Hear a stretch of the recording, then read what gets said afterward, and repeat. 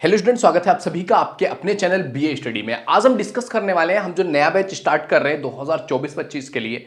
अगर आपने BA fifth semester में सोशियोलॉजी ले रखी है तो बीए फिफ्थ सेमेस्टर की सोशियोलॉजी का नया सिलेबस डिस्कस करने वाले हैं पेपर नंबर 1 का। पेपर नंबर 1 के नए सिलेबस में क्या चीजें हमको पढ़नी है, अगर हमने ओवरव्यू एक समझ लिया ना कि हमको क्या क्या चीजें पढ़नी है, तो जब मैं आपको उसके एक एक पॉइंट समझाऊंगा तो आपको समझ में आएगा कि कौन सा चैप्टर चल रहा है, कितना चैप्टर अभी बाकी है। तो जो ये आपका सिलेबस है ना, नया सिलेबस पेपर 1 का नाम है आपका classical sociological thought. Classical sociological thoughts यानी कि क्लासिकल सामाजिक विचार। ये क्लासिकल रूप से सामाजिक विचार क्या रहे, वो मेन पॉइंट क्या रहे, वो बेस क्या रहे किसी भी सोशियोलॉजिकल विचार के थॉट्स के, उसके बारे में समझना है। अब इसमें जो आपको समझना है ना, अगर आप ध्यान से देखोगे तो इसके 8 पार्ट्स में ये बटा हुआ है, 8 यूनिट्स में बटा हुआ है। एक एक यूनिट को ध्यान से देखना और समझना कि ये कितना इंपॉर्टेंट है और इसकी इंपॉर्टेंस है क्या, इसको आप अच्छे तरीके से समझने की कोशिश करना। जैसे कि यूनिट नंबर 1 में अगर आप देखोगे कि यूनिट नंबर आप में पढ़ना क्या है, तो यूनिट नंबर 1 में आपको पढ़ना है सबसे पहली चीज समाजशास्त्र का उद्भव, कि समाजशास्त्र का उद्भव कैसे हुआ, इस पर क्या थॉट्स हैं, इस पर क्या विचार है, इस पर सामाजिक विचार क्या है कि समाजशास्त्र का उद्भव कैसे हुआ।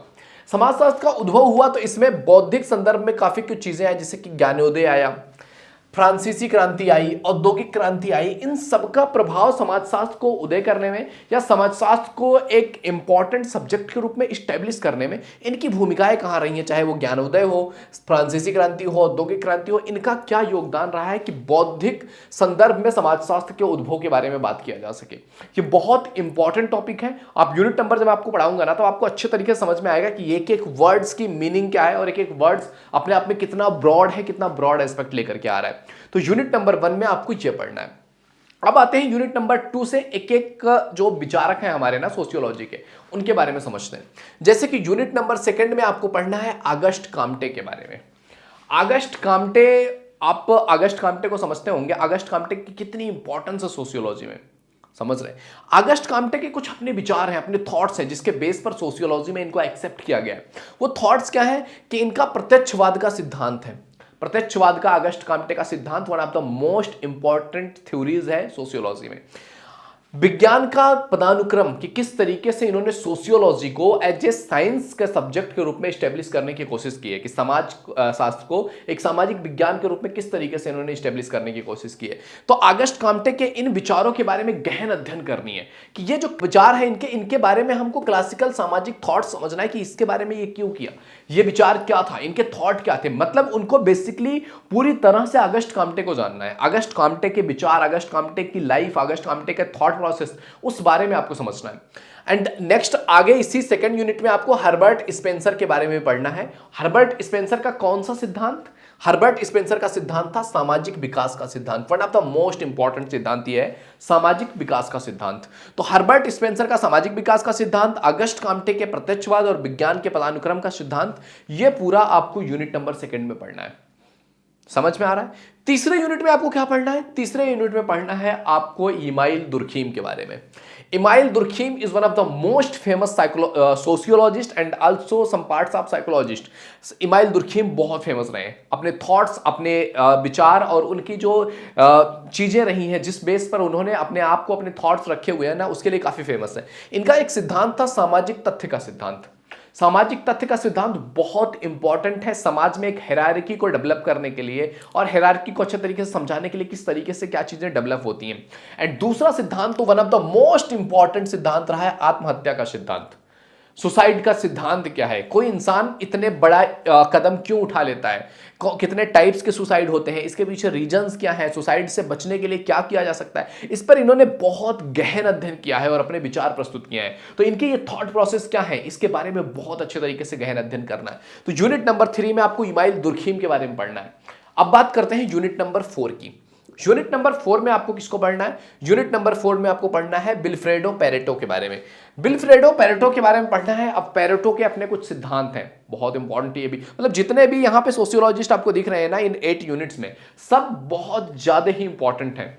तो आप देखोगे विल्फ्रेड पेरेटो का सिद्धांत है एक्शन का सिद्धांत। अब इन्होंने एक्शन के 2 सिद्धांत दिया है, एक है लॉजिकल एक्शन का सिद्धांत और दूसरा है नॉन लॉजिकल एक्शन का सिद्धांत। तो ये थ्योरी क्या है, ये थ्योरी हमें क्या बताती है, इसके बारे में समझना है। अवशेष और व्युत्पत्ति का सिद्धांत क्या है, इसके बारे में समझना है। ये पूरा यूनिट नंबर 4 में है। ये पेरेटो के सिद्धांत है, पेरेटो के सिद्धांत में हमको क्या चीज समझ में आती है ये समझना है। यूनिट नंबर 5 में पढ़ना है one of the most important sociologist Karl Marx के बारे में। आई होप आप सभी को पता होगा कार्ल मार्क्स का के बारे में।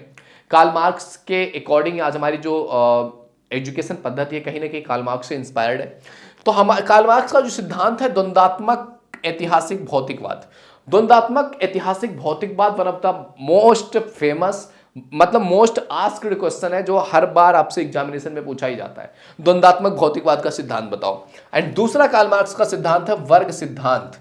कार्ल मार्क्स ने वर्ग सिद्धांत जो दिया था ये अपने आप में आज भी कई सारे देशों की, कई सारे कम्युनिटीज की हेडलाइन बनी हुई है। जैसे चाइना जैसे देशों में वर्ग संघर्ष की ही बातें चल रही है। जो है इसमें एक शोषण करने वाला व्यक्ति होता है और एक होता है शोषित व्यक्ति जिसका शोषण किया जा रहा है। इसमें राजसी लोगों को शोषण करने वाला और जो प्रजा है उसको शोषित बात किया जाता है। तो इस सिद्धांत को, वर्ग संघर्ष का इनका क्या सिद्धांत रहा है, इसके बारे में समझना है।